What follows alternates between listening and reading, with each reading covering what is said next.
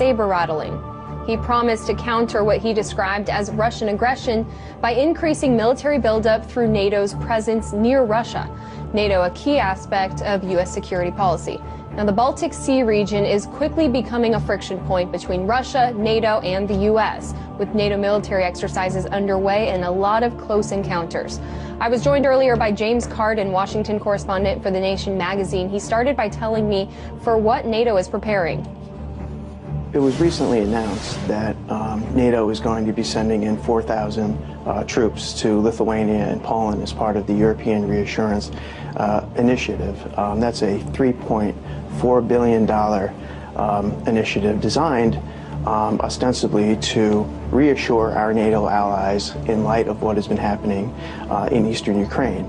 In addition to that, the United States is sending the USS Donald Cook, which is a missile-class destroyer, about 50 miles away from Kaliningrad. Now, Kaliningrad, a lot of Americans don't know, is a Russian port between Poland and Lithuania, and they have a major naval base there. And so the effect of these maneuvers by the United States and NATO has been to increase tension in the region. So what exactly is the aggression that they're worried about? I mean, this is a lot of militarized presence that they're gearing up for. Yeah, what they claim to be very worried about is a repeat of what has happened in eastern Ukraine. The entire Europe must calm down in the knowledge that the Pentagon would do anything in order to protect Europe from Russia. On Monday, the Pentagon deployed a pair of F-22 fighter jets to southeast Romania in an effort to deter hypothetical Russian aircraft. The US Air Force aircraft arrived at the air base on the Black Sea, less than 400 kilometers away from the Russian military stronghold of Sevastopol on the Crimean Peninsula. The US Air Force has deployed F-15 Eagle air superiority fighter aircraft to Iceland and the Netherlands. Several NATO countries as well as non-members, such as Finland and Sweden, are sending planes to Estonia for the first massive Air Force exercise to feature civilian airport aimed at training for interception of aircraft losing contact inside Finnish airspace. The two-day exercise called Ramstein Alo-1 will kick off at the Estonia's Amare Air Force Base next Thursday. It will be involving warplanes and air crews from Belgium, Spain, and Poland, as well as non-NATO members such as Finland and Sweden.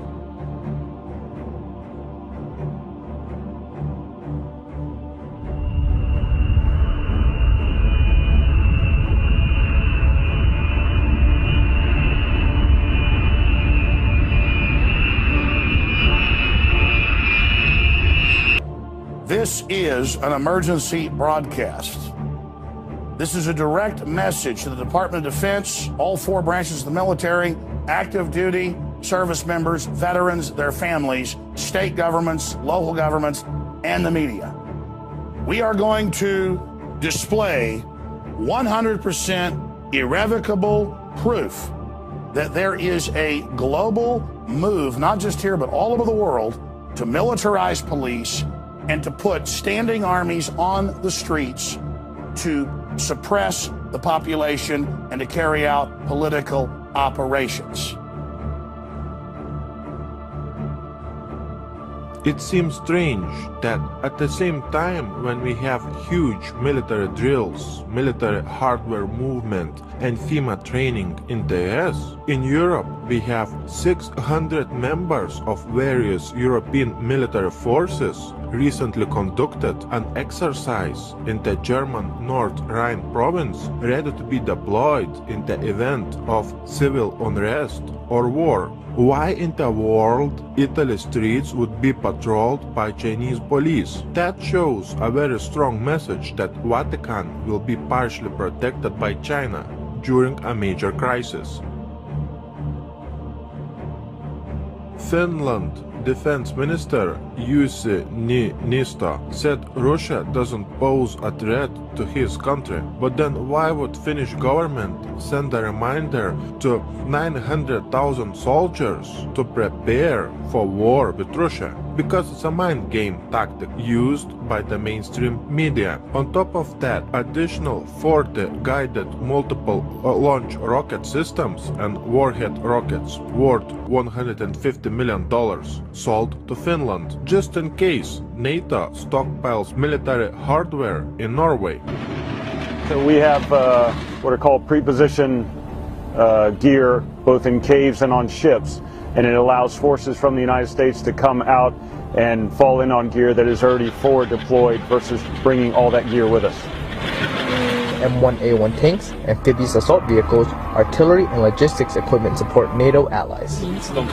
So any gear that is already forward deployed both reduces cost and speeds up our ability to support operations in crisis. So we're able to fall in on gear that is basically ready to go and respond to whatever that crisis may be. It always takes time to deploy forces to a certain area. When you have material, equipment, pre-position, you can fly in the personnel and you will be faster ready to conduct operations. So that's always an advantage to have that pre-position in stocks in Norway.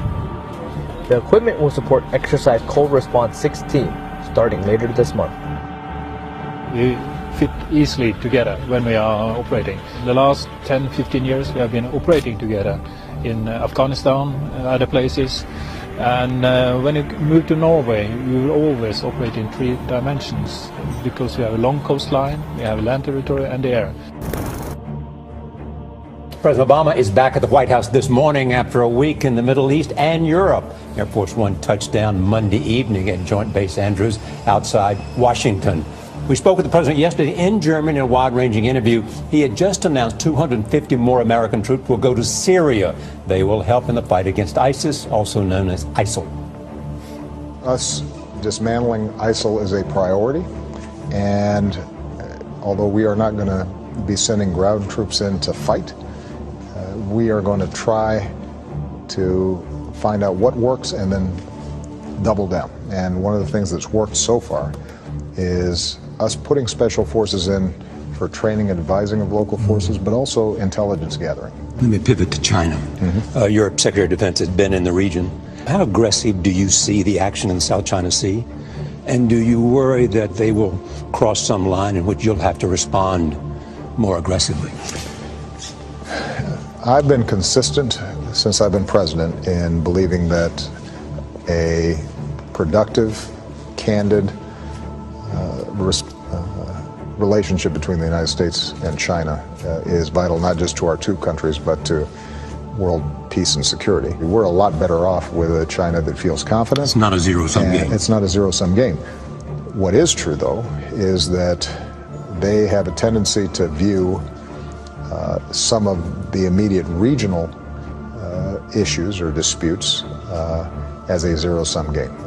So with respect to the South China Sea, rather than operate under international norms and rules, their attitude is we're the biggest kids around here and we're going to push aside the Philippines or the Vietnamese. But it doesn't mean that we're trying to act against China. We just want them to be partners with us. And where they break out of international rules and norms, we're going to hold them to account. And what about North Korea, finally? North Korea is a massive challenge. Our first priority is to protect the American people and our allies, Republic of Korea, Japan, that are vulnerable to the provocative actions that North Korea is engaging in. They are erratic enough. Their leader is personally irresponsible enough that we don't want them getting close. But it's not something that lends itself to an easy solution. We could obviously destroy North Korea with our arsenals, but aside from the humanitarian costs of that, they are right next door to our vital ally, Republic of Korea. One of the things that we have been doing is spending a lot more time positioning our missile defense systems so that even as we try to resolve the underlying problem of nuclear development inside of North Korea, we're also setting up a shield that can at least block the relatively low-level threats that they're posing right now.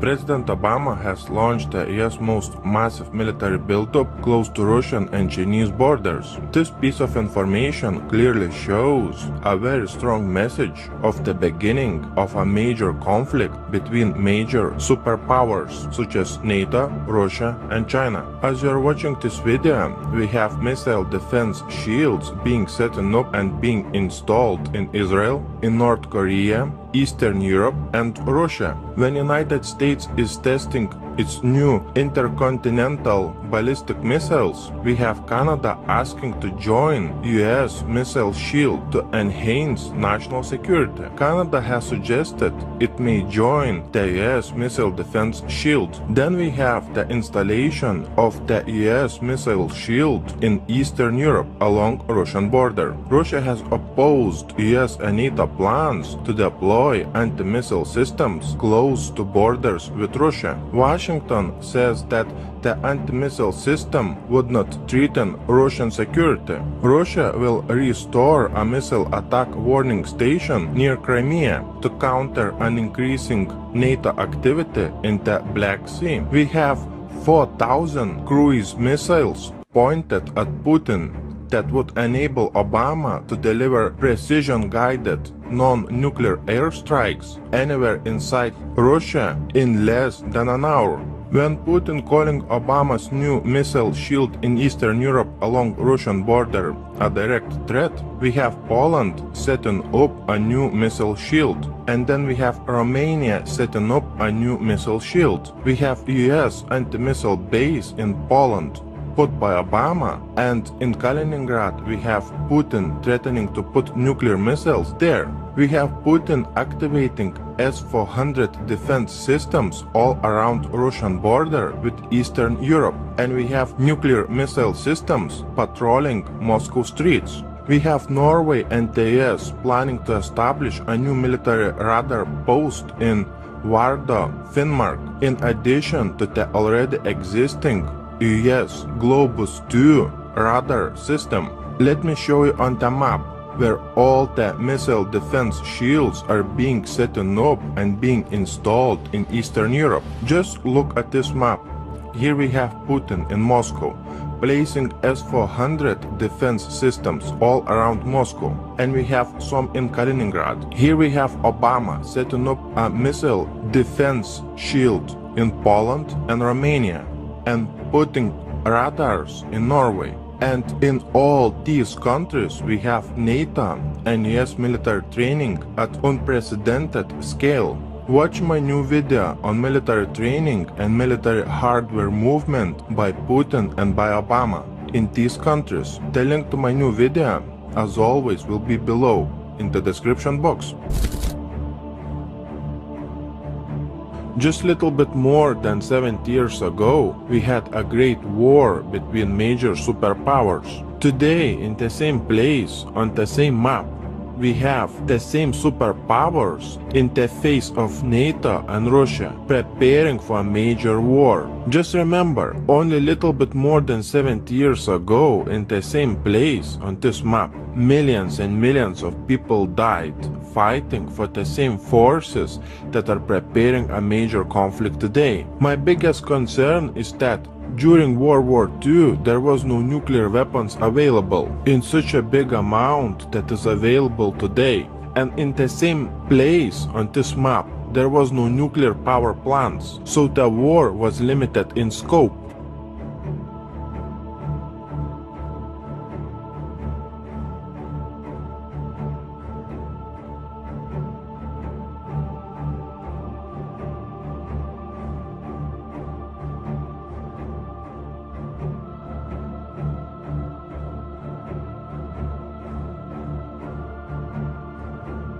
While the Allied forces lost hundreds of thousands of citizens during the course of the conflict, at least 27 million Soviets were killed during what's known in Russia as the Great Patriotic War. The Eastern Front also proved the deadliest for Nazi Germany, with 74% of their war deaths occurring there. Almost every single Soviet family suffered the horrors of this war. Only 37% of all men drafted to the front line survived till the end of the conflict. Now I want you to pay close attention to this information. Washington continues to prepare a global strike, according to the Deputy Foreign Minister of the Russian Federation. The United States continue its destabilizing activities. This includes the creation of a global missile defense system, the continuation of the development of tools capable of inflicting a disarming strike without using nuclear weapons. The rapid global attack system of the United States provides the establishment of a hypersonic system which will be able to apply high-precision non-nuclear strikes from American territory at targets on Earth within an hour. This system will cause a non-nuclear strike, disarming strategic nuclear forces, including those of Russia. 24 generals from 13 NATO countries gather in Latvia to train joint operations. We are prepared to fight and win if we have to.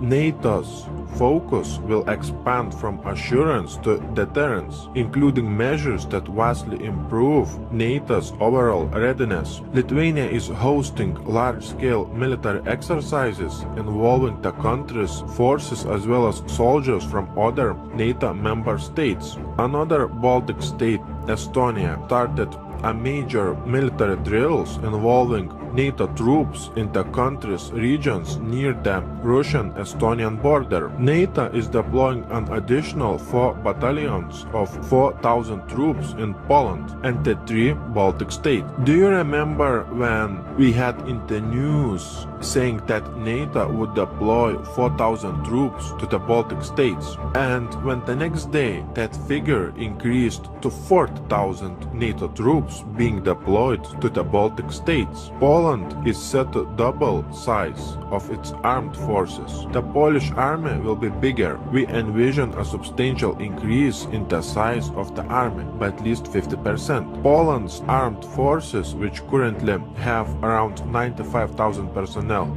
would grow to 150,000 personnel. Poland launched an ambitious 10-year defense project aimed at upgrading its military forces. According to Deputy Defense Minister Czesław Mroczek, in April 2016, Poland would choose a supplier of anti-missile defense system, which will reportedly cost around $10 billion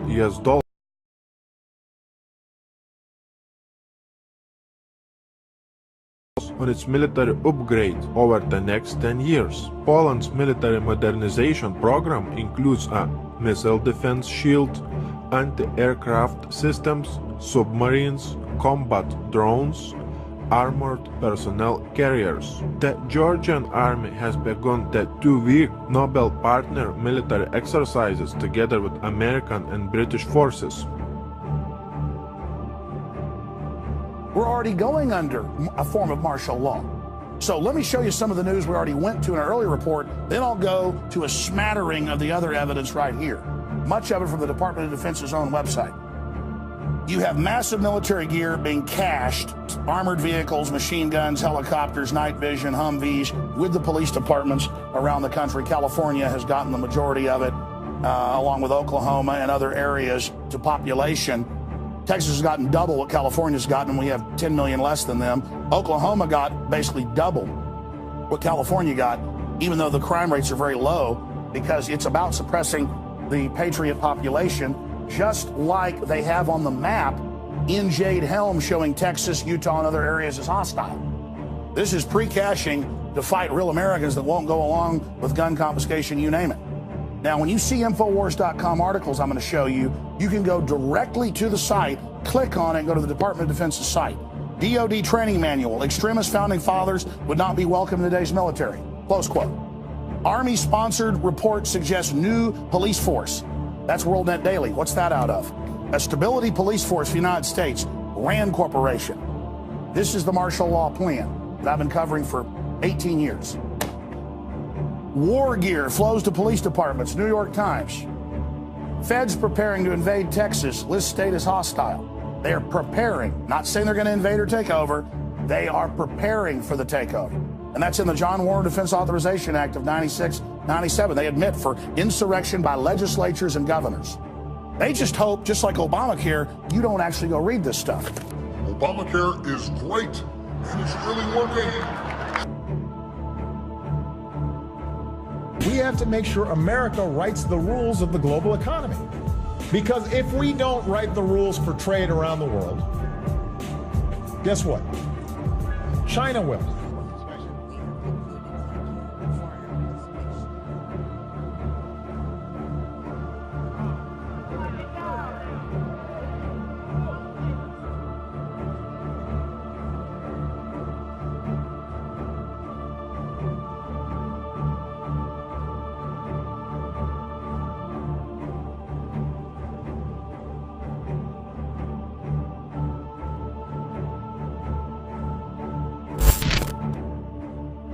Why in the world we would have such strange things happening on the land of freedom?